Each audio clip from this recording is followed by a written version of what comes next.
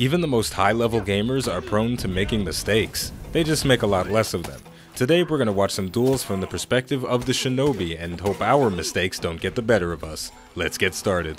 For our first match, we're going Shinobi versus Highlander, and this is an absolutely terrifying matchup because you could die in 3 hits. The Shinobi has 110 health, he's tied for the lowest with the Centurion, so every mistake may very well be your last, and you definitely don't want to make them. Throwing out 2 light attacks, the second one gonna get superior blocked, and this was definitely a huge burst in momentum for the Highlander. Getting into his offensive stance cleanly allows him to put the hurt on us, but it is very clear that he has a huge damage potential in his defensive stance as well.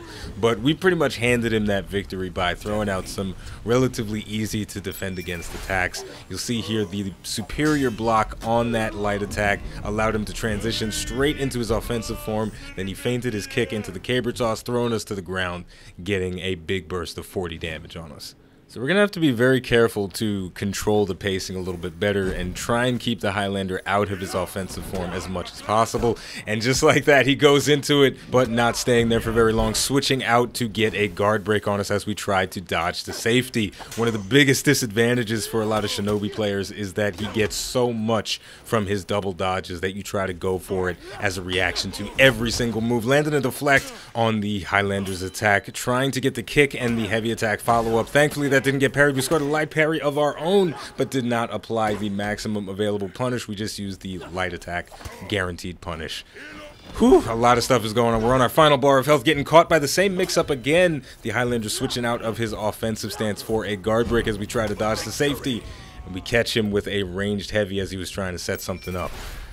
Man, we have to be very careful of the mix-ups that ensue when the Highlander switches to his offensive form. That guard break is very, very terrifying. If that would have hit us with a wall splat, it would have been a done deal.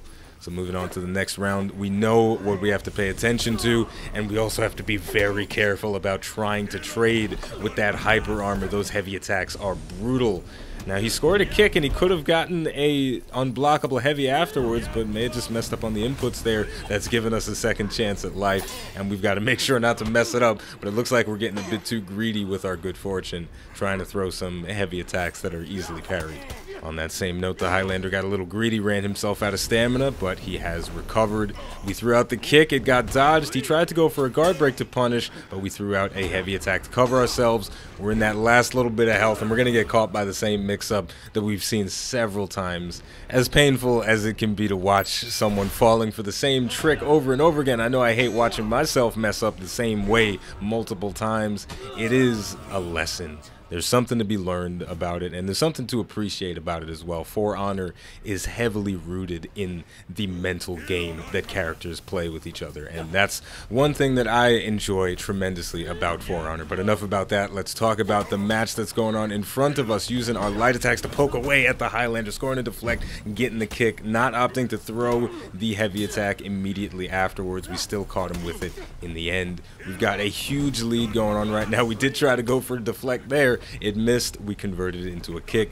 We've got the Highlander on his last little bit of life, but he can catch up in an instant, dealing 40 damage with every swing, but it wound up being too little too late. Those early moments where we got the momentum, secured the deflect, bullied his stamina just a little bit with that kick, it gave us the edge, and, well, you know how the rest went. So moving on to the final round, the score is 2-2. This guy's definitely giving us a run for our money, so we've got to be careful of all the different mix-ups that we've seen. The Highlander has a lot of tools in his arsenal. He tried to go for the transition from offensive form to defensive and then guard break, but the range messed him up a little bit there, and that's given us the lead in health. We can hopefully hold on to that. Maybe not. There's never anything that we can hold on to when the Highlander's swinging that big-ass sword around, but we did manage to catch the startup of something with a guard break. We just need one more poke, and it is going to come out. Those light attacks incredibly quick, great for catching people off guard. In the end, I think that was a bit of an anticlimactic finish, but the journey was pretty damn amazing. We nearly got caught with the same mix-up that did us in previous rounds, but things worked out in our favor. Hopefully things continue to work out in our favor as we move into the second and final match for the day, Shinobi versus Nobushi.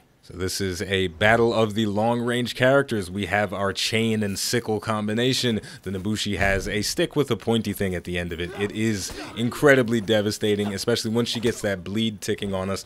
All of her subsequent attacks deal bonus damage, so we have to be careful to defend against anything that she sends our way while we're bloodied. Now we threw out a ranged guard break there, but the Nobushi did the right thing. She continued attacking so that there was a much higher chance that the guard break would not work. But unfortunately, she got kicked in the face, and the heavy attack follow-up going to take her out.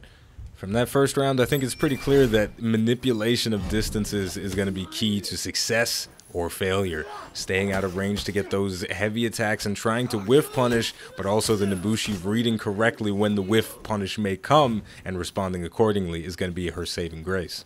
Moving into the second round, things are pretty even between both of us, but the Nobushi excelling at getting those first hits on, bloodying us up in the zone attack, and another dodge attack going to bring us down to our final segment. We're basically 1 foot in the grave already. The Nobushi sending out a heavy attack, following up with a kick, ensuring that our death will come very shortly, but we're not giving up. We're trying to poke her down little by little, but I don't think it's enough. We ran out of stamina just before we ran out of health. It's very disappointing. So this is just case in point. The Nobushi, if she gets you bloodied, it's a good idea to go on the defensive, because if you mess up while you're bleeding, you are gonna get destroyed. Now, a little fun fact about this portion of the map, a lot of players don't like to fight down here because there is a humongous ledge that could make for a cheeky victory or defeat. We landed a successful deflect on the Nobushi's dodge attack. Another one going to come through, following up with a kick. We're being a bit of a stamina bully here. Unfortunately, our stamina going to drop down to 0 from a light parry.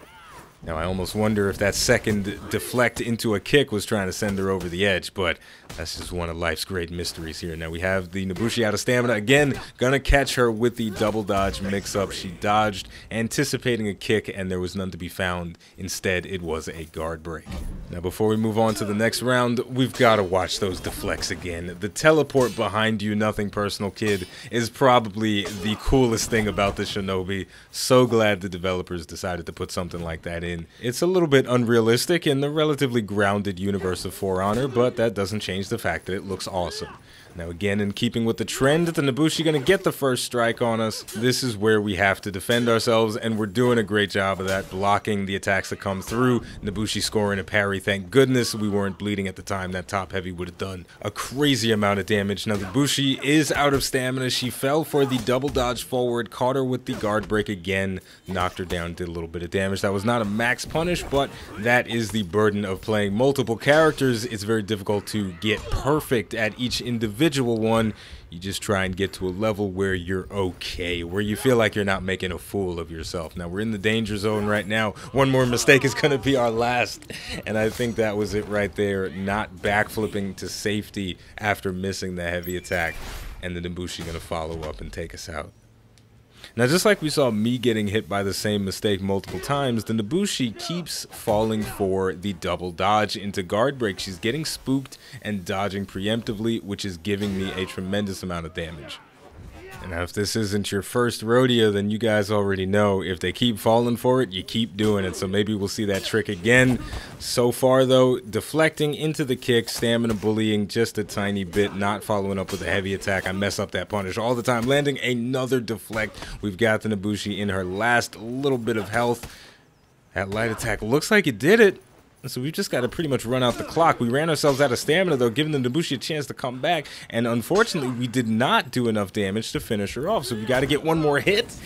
But it turns out that's all she needed as well. That's it, folks. We lost. It almost feels like the victory was just kind of stripped away from us there because of that one little pixel of health. It's unfortunate we didn't chip away enough in that situation.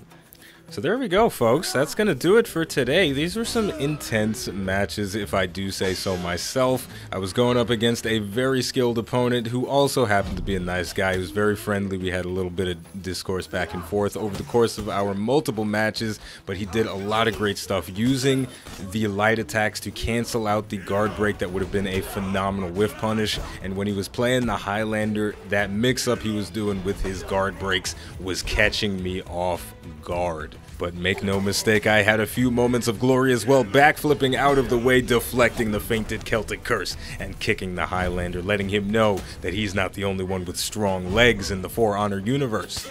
So, it's fun times, man. With all of that said, the name of the game is For Honor. The name of the channel is iBluairJgR. If you enjoyed this video, don't forget to like, subscribe, and leave a comment. Let me know how you feel about maining a character. Do you prefer to have one that you become perfect at, or do you like to dabble in a little bit of everything so you experience all the different aspects of the game? Or you could just say hello. Thank you for watching, and I'll see you next time.